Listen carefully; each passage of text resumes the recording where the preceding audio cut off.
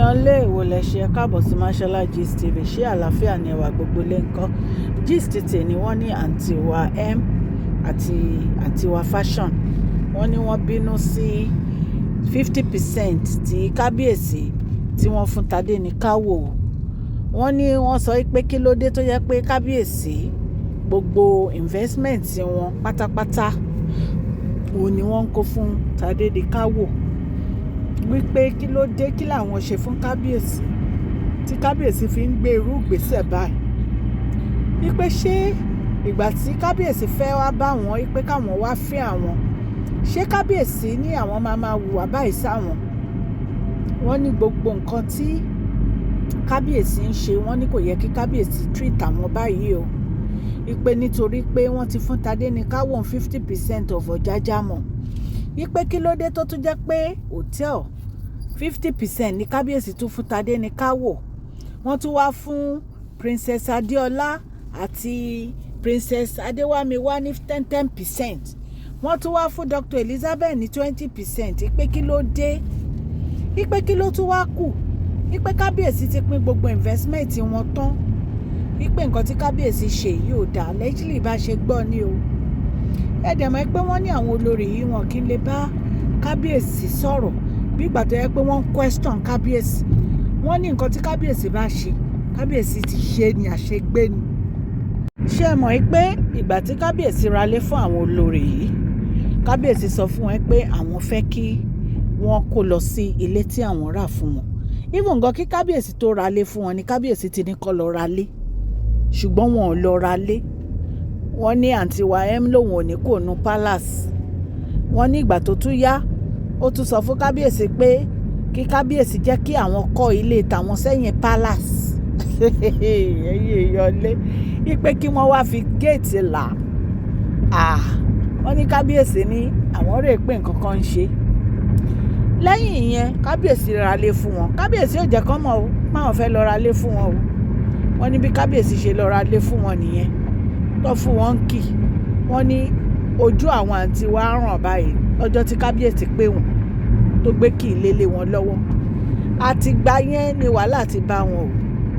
Eré náà ń sá kiri wípé kí Queen Naomi má wá sínú palace, kí Queen Naomi má return to the palace o. Wọ́n lérí ẹ̀ ni wọ́n ń sá kiri. Ẹ̀yin èèyàn lé, ẹ jẹ́ kí n kí ẹ̀yin olólùfẹ́ mi ní ilé lóko àti lẹ́yìn òde pé káàbọ̀ sí Mashola Gist TV. Mashola Gist TV ń kí yín. Mashola Gist TV ń kí yín. Adúpẹ́ atọ́pẹ́dá. Mashola Gist TV ń kí yín. Mashola Gist TV ń kí yín o. Ó ní ẹ ṣé o, lọ́wọ́ ọkùnrin, lọ́wọ́ obìnrin, lọ́wọ́ ọmọdé, lọ́wọ́ àgbà, lórí gbogbo bẹ́ẹ̀ ṣe ń comment, tẹ̀ ń like, tẹ̀ ń share. Adúpẹ́ ní ọwọ́ gbogbo yín. Mashola Gist TV ń kí yín. Ẹ̀yin olólùfẹ́ wa, ẹ káàbọ̀ sí Mashola Gist TV. Ṣé àlàáfíà ni ẹwà gbogbo lè ń kọ́? Orúkọ mi ni Mashola, kò yí padà. A máa ń sọ̀rọ̀ nípa celebrity gist, royal gist, politics àti gbogbo nǹkan tó ń ṣẹlẹ̀ ní agbègbè orílẹ̀-èdè bàbá wa ní ilẹ̀ Nàìjíríà. À ń sọ̀rọ̀ nípa celebrity gist, royal gist, politics àti gbogbo nǹkan tó ń ṣẹlẹ̀ ní orílẹ̀-èdè wa. Ẹ̀yin èèyàn lè tẹ́ bá ti subscribe, ẹ tẹ notification bell kẹ́ ẹ subscribe so that a bá ti post any gist ẹ máa rí. À ń sọ Yorùbá lórí channel yìí nítorí pé a fẹ́ gbàgbé àṣà àti èdè wa. Ẹ̀yin èèyàn lé, à ń ṣe advert lọ́lọ́kùn òjọ̀kan lórí channel yìí. Ẹ kàn sí wa ní Mashola Gist TV. Ọlọ́run Elédùmarè á bá mi gọ́wọ́ yín sókè o. Ọlọ́run Elédùmarè á bá mi ran gbogbo yín lọ́wọ́ o. Òkè òkè ni ọlá yín á máa lọ o. Ọlá yín ò ní lọ ìsàlẹ̀ láíláí. Ẹ̀yin èèyàn lé, wọ́n ní àwọn àǹtí wa M àti àǹtí wa Fashion wọ́n náà yarí o. Wọ́n náà ní pé kábíyèsí wọn fún àwọn ní nǹkan kan, wípé Tádéníkáwò nìkan ni kábíyèsí kó gbogbo property wọn fún. Wípé wọ́n tún wá ń fún Dr. Elizabeth, wípé àwọn ò ní gbà. Wípé nítorí pé ojúṣàájú ni kábíyèsí ń ṣe.